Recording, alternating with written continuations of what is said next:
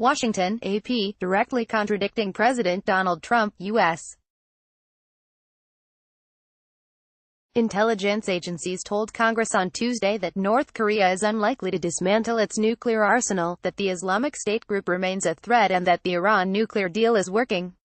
The chiefs made no mention of a crisis at the U.S.-Mexican border, for which Trump has considered declaring a national emergency.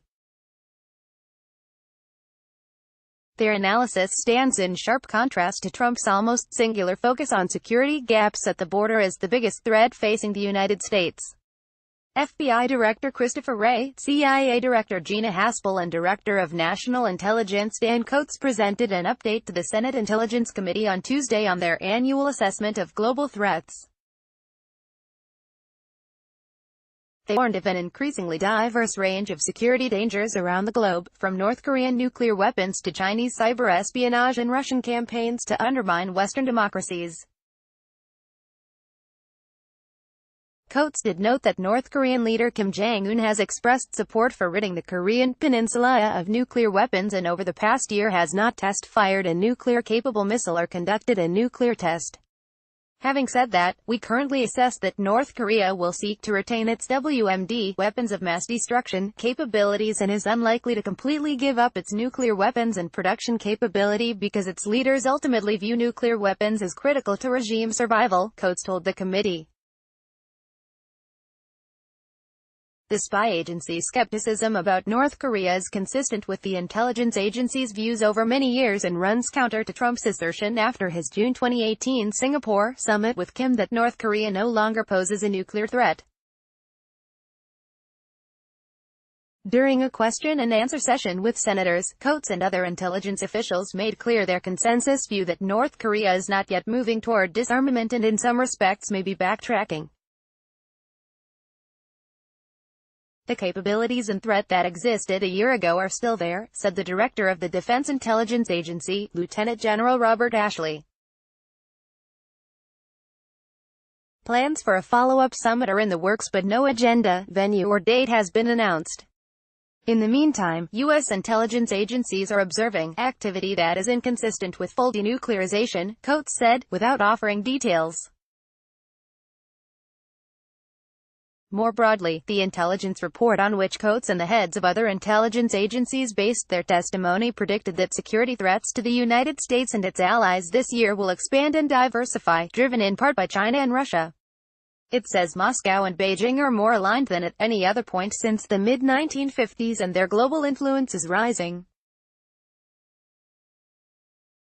The report also said the Islamic State group remains a terrorist and insurgent threat inside Iraq, where the government faces an increasingly disenchanted public. The intelligence assessment, which is provided annually to Congress, made no mention of a crisis at the U.S.-Mexico border, which Trump has asserted as the basis for his demand that Congress finance a border wall. The report predicted additional U.S.-bound migration from El Salvador, Guatemala and Honduras, with migrants preferring to travel in caravans in hopes of a safer journey. In Syria, where Trump has ordered a full withdrawal of U.S. troops, the government of Bashar Assad is likely to consolidate control, with Russia and Iran attempting to further entrench themselves in Syria, the report said. Asked for her assessment, Haspel said of the IS group, "They're still dangerous." She added that they still command thousands of fighters in Iraq and Syria.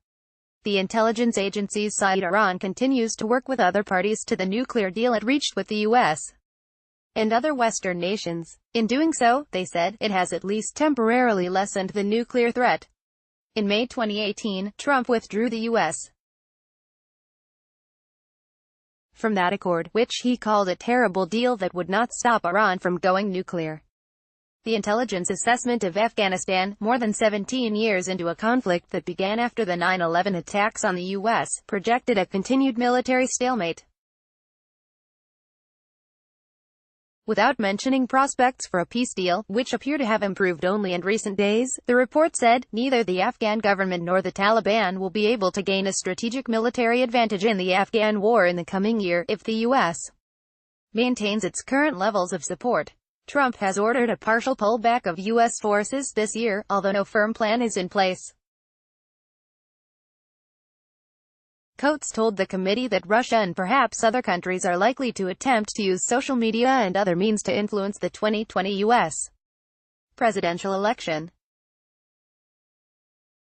We expect our adversaries and strategic competitors to refine their capabilities and add new tactics as they learn from each other's experiences, suggesting the threat landscape could look very different in 2020 and future elections, the intelligence report said.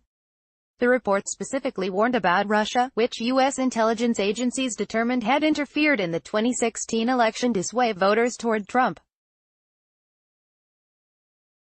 Russia's social media efforts will continue to focus on aggravating social and racial tensions, undermining trust in authorities, and criticizing perceived anti-Russia politicians, it said. Moscow may employ additional influence toolkits, such as spreading disinformation, conducting hack and leak operations, or manipulating data, in a more targeted fashion to influence U.S. policy, actions, and elections.